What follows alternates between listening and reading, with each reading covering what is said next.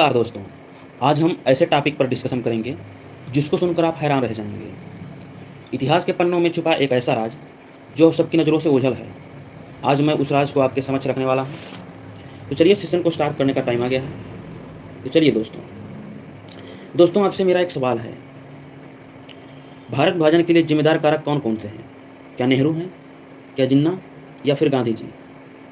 चलिए इसकी ऐतिहासिक पृष्ठभूमि को जरा खंगालते हैं। दरअसल इसका नींव तो उसी समय पड़ गया था जब भारत में राष्ट्रवाद की लहर आई थी। भारत में जब पहली बार राष्ट्रवाद की लहर आई थी जिसने अंग्रेज़ों को घुटने पर ला दिया था, उनको मजबूर कर दिया था कि हमारी सत्ता और हमारा कहीं राज संकट में तो नहीं। दोस्तों मैं किसी और की बात नहीं कर रहा हूँ। 1857 का विद्रोह, जिसको भारत की पहली राष्ट्रवादी क्रांति कही जाती है। राष्ट्रवाद का मतलब ये होता है कि जब लोगों में हम एक है की भावना आ जाती है और उस सत्ता का विरोध करने लगते हैं जिस सत्ता ने उनके शोषण और अन्य माध्यमों से उनके लिए कोई और रास्ता नहीं छोड़ा है। तो भारत विभाजन के लिए नींव कहाँ पड़ी? 1857 का विद्रोह, जिसकी वजह से ब्रिटिश सरकार ने फूट डालो और राज करो की नीति अपनाई। फिर आता है 1905 का बंगाल विभाजन। ये उस समय का दौर है जब लॉर्ड कर्जन भारत का वायसराय था। ठीक, उसने क्या किया कि प्रशासनिक सुविधा का बहाना देकर हिंदू मुस्लिम की एकता को तोड़ना चाहता था और बंगाल का विभाजन कर दिया था, पूर्वी बंगाल और पश्चिम बंगाल में। पूर्वी बंगाल जो था मुस्लिम बहुल था और पश्चिमी बंगाल हिंदू बहुल था। फिर आता है 1906 की घटना, मुस्लिम लीग की स्थापना। क्या हुआ दोस्तों? 1906 में मुस्लिम लीग की स्थापना की गई। यह एक ऐसा राजनीतिक दल था जो मुसलमानों के लिए, उनके हित के लिए एक अलग राजनीतिक मंच तैयार करता था। ठीक, और इस पर जो है सील मोहर कब लग गया? जब 1909 में मार्ले मिंटो सुधार आया। उसने क्या किया? मुस्लिम प्रथम निर्वाचन क्षेत्र को मंजूरी दे दी और धर्म के आधार पर पहली बार पृथक निर्वाचन कराया जाने लगा। और दोस्तों यहीं तक नहीं, 1907 में कांग्रेस ने खुद स्वीकार किया इसको। उनको ये लग रहा था कि हम अगर इसको स्वीकार कर लेंगे मुस्लिम पृथक निर्वाचन क्षेत्र को, तो जितने भी हमारे मुस्लिम भाई हैं वो हमारे प्रति जो है द्वेष नहीं रखेंगे। जबकि द्वेष और तो फैलने वाला था, क्योंकि इससे सांप्रदायिकता का प्रचार प्रसार ही होगा, न कि जो है इससे बंधुत्व और भाईचारे की स्थापना होगी। ठीक है दोस्तों, और एक और घटना हमारे सामने आती है। 1930 में जो अल्लामा इकबाल थे, उन्होंने इलाहाबाद में भाषण दिया था। उस भाषण में ये बात सामने आई कि मुसलमानों को अपने हित के लिए अलग मुस्लिम राज्य का, जो केवल मुसलमानों के लिए होगा। उन्होंने देश की बात नहीं की थी, राज्य की स्थापना की बात की थी, एक अलग प्रांत की स्थापना की बात की थी। अल्लामा इकबाल ये वही हैं दोस्तों जिन्होंने सारे जहां से हिंदुस्तान हमारा जैसे एक राष्ट्रवादी कविता का ग्रंथन किया था। लेकिन इसे पता था कि जिसे हमारा प्यारा हिंदुस्तान कहते हैं, सारे जहां से अच्छा हिंदुस्तान कहते हैं, दरअसल क्या हुआ कि ये भारत में नहीं रह रहे थे। जब इन्होंने ये प्यारी कविता लिखी तो विदेशों में रह रहे थे। वहाँ जो है रहते हुए इस जो है कविता का रचना किया था।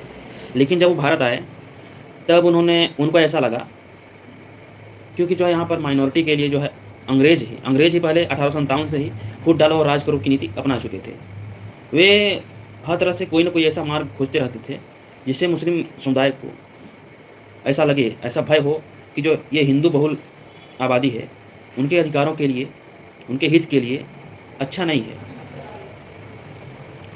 फिर दोस्तों 1946 में ही कैबिनेट मिशन की विफलता और डायरेक्ट एक्शन डे। ये डायरेक्ट एक्शन डे क्या है? ये प्रत्यक्ष कार्यवाही दिवस है। इसमें मोहम्मद अली जिन्ना जो है डायरेक्ट जो है लीडर थे।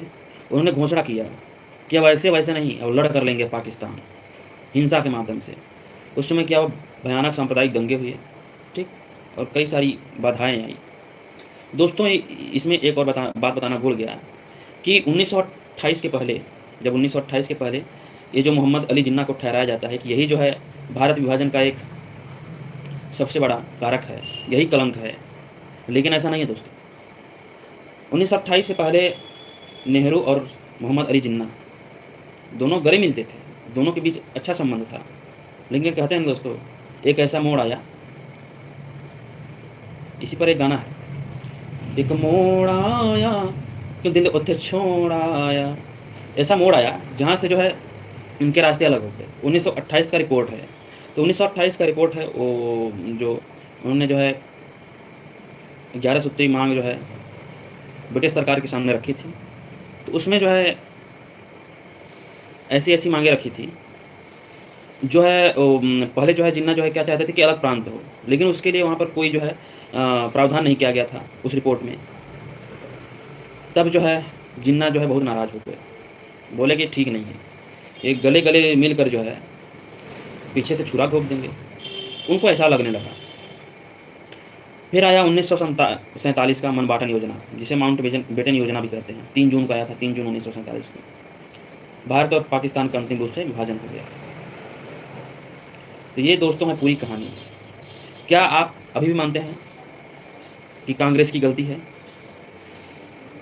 या फिर मुस्लिम लीग की गलती है? नहीं दोस्तों, सबसे बड़ी गलती या सबसे बड़ा विभाजन का कारक तो ये अंग्रेज है, ये ब्रिटिश, जो किसी के नहीं है। अपनी सत्ता के लिए, अपने आर्थिक हित के लिए इन्होंने जो है जब कई सालों से जो है हिंदू मुस्लिम एक ही शासन के साथ, एक ही प्रशासन में मिल-जुल कर रह रहे थे। हिंदू मुस्लिम बहुत ही बंधुत्व और भाईचारे के साथ रह रहे थे। लेकिन जब 1857 में विद्रोह हुआ, तो इनको ऐसा लगने लगा कि जो है ये हमारे ही सत्ता पर, हमारे ही हितों के लिए ये बहुत ही बड़ा कालिक है। तो उन्होंने ऐसा किया कि जो है ऐसा सोचे, ज़ाहिर-सी बात है उन लोगों के पास दिमाग बुद्धि की तो कमी थी नहीं, क्योंकि वो बुद्धिजीवी लोग थे, इसीलिए हमारे पर राज कर रहे थे। तो उन्होंने ऐसा सोचा कि जो है क्यों ना ऐसा करें कि ये जो हिंदू मुस्लिम की एकता है, इसको बाँट दें, इसको तोड़ दें। तब जो है उन्होंने फूट डालो राज करो की नीति अपनाई।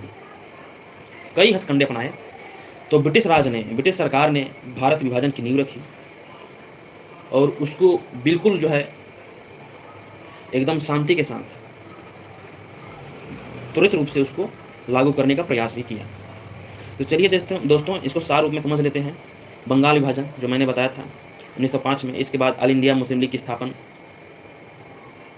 इसके बाद जो है मार्ले मिंटो सुधार आया, जहाँ पर जो है मुस्लिम पृथक निर्वाचन क्षेत्र को वैध रूप दे दिया गया, वैध रूप से मंजूरी दे दिया गया।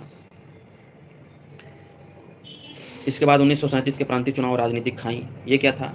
1937 के चुनाव में कांग्रेस ने भारी जीत अर्जित की, जबकि मुस्लिम लीग का प्रदर्शन जो है निराशाजनक रहा, क्योंकि जो है कांग्रेस जो है वो उस समय तक एक बड़ी पार्टी बन गई थी, तो जो है उसकी बातों को सरकार नज़रअंदाज नहीं कर सकती थी, ये चीज़ है। तो जब कांग्रेस ने आंदोलन किया, प्रदर्शन धरना किया, तो उसकी सार्थकता सिद्ध हुई। लेकिन जो है जब मुस्लिम लीग ने वही किया, तो उसका कोई परिणाम सामने नहीं आया। इस वजह से निराश होकर कांग्रेस लीग ने गठबंधन सरकार बनाने से इनकार कर दिया। फिर लाहौर प्रस्ताव आया 1940 में, द्विराष्ट्र सिद्धांत आया, फिर डायरेक्ट एक्शन लिया, प्रत्यक्ष कार्रवाई दिवस। तो ये था दोस्तों पूरा भारत के विभाजन का ऐतिहासिक विकास का घटनाक्रम। तो चलिए दोस्तों आज का सेशन यही समाप्त करते हैं। आशा करते हैं आप सभी लोग